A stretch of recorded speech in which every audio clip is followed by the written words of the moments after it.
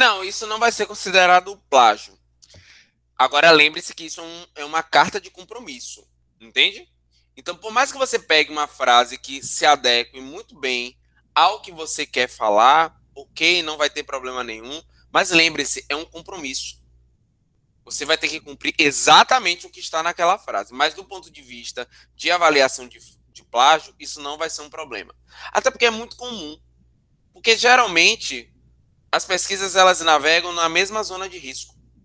Então as pessoas elas usam a mesma frase, o mesmo modo de falar, é basicamente o mesmo, tá? Agora de novo, lembre-se que você está se comprometendo. O que você está fazendo é um termo de compromisso.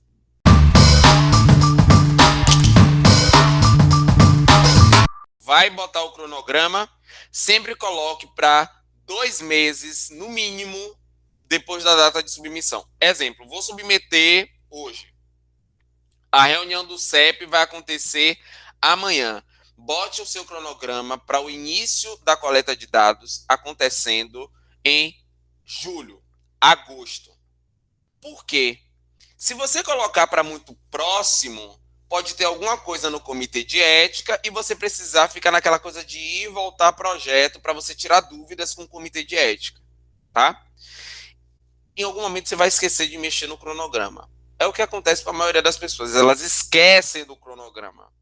Na última devolução para o comitê, isso pode ser o seu calcanhar de Aquiles. Ele pode pegar e te dizer o seguinte: bom, você não atualizou, já estamos chegando aqui em julho e essa data não confere. Então, assim, sempre coloque datas distantes, tá? Para que não haja nenhum tipo de intercorrência e o seu cronograma vire um problema. Uma segunda dica que eu daria para vocês: as mesmas datas que estão no cronograma físico, naquele arquivo que vocês vão colocar à parte, tem que estar na plataforma. E não é o que acontece geralmente. Geralmente a gente recebe projetos que na plataforma tem uma data e o que foi postado tem outra data. Como a gente não sabe qual é o certo, a gente rejeita o projeto. A gente devolve o projeto para vocês, tá? Tenham esse cuidado de comparar a data do arquivo com a data que está lá no projeto, tá?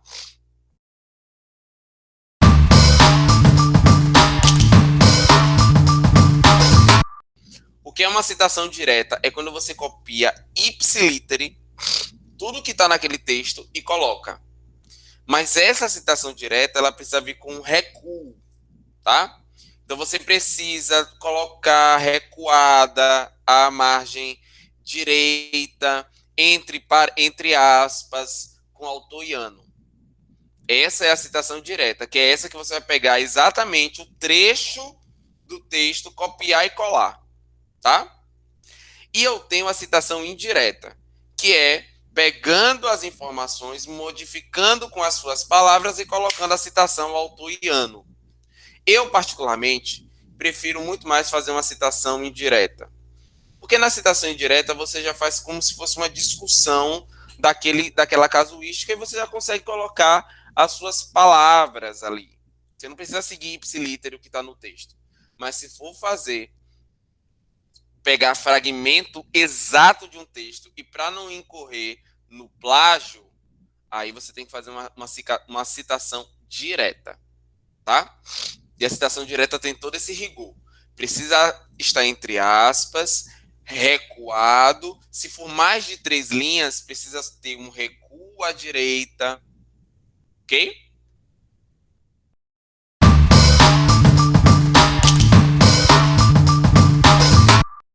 O ponto que você cita. Se tiver alguma pausa, exemplo, você pegou uma frase de um texto, mas você só fez a citação no final do parágrafo e não fez a citação entre os pontos, entre cada trecho, o detector de plágio vai identificar que é plágio. Mas se caso você faça isso sempre, todo trecho você citou, não tem como ser plágio. Entendeu? Tá ali citado, você referenciou, você colocou autor e ano, então não é plágio. É uma citação indireta. Entendeu? Tem uma aula minha que eu acho que ela é muito polêmica. Então, Eu tô tentando dosar as palavras para não acontecer a mesma coisa que acontece em toda vez que eu uso esse exemplo, tá? Então, bora lá. Se a Bíblia, pelo amor de Deus, tem alguém aqui muito religioso, me falem, porque senão eu nem faço esse exemplo. Brincadeira.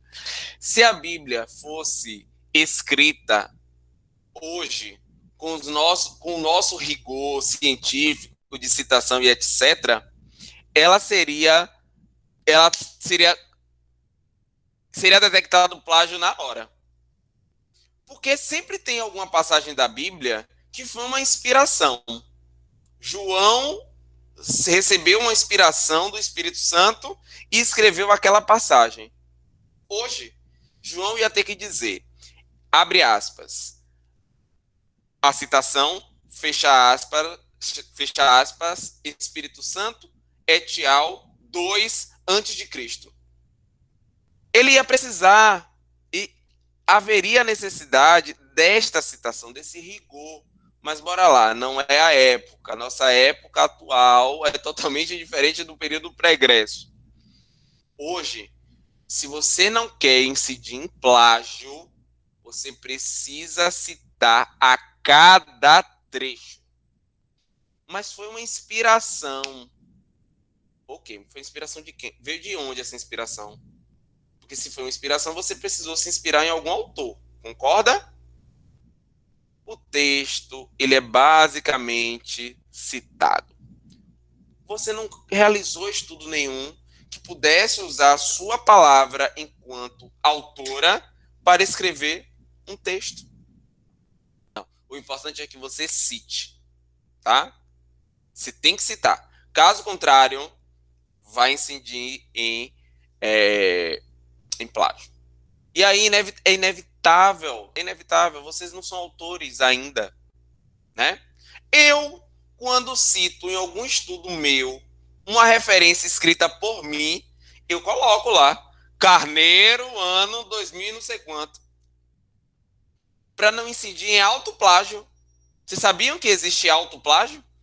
Eu falar algo que já falei em um estudo anterior e sem citar é autoplágio. Entendeu? Seríssimo. Existe autoplágio. Então, citou, tá tranquilo. Tá bem tranquilo mesmo. Ok?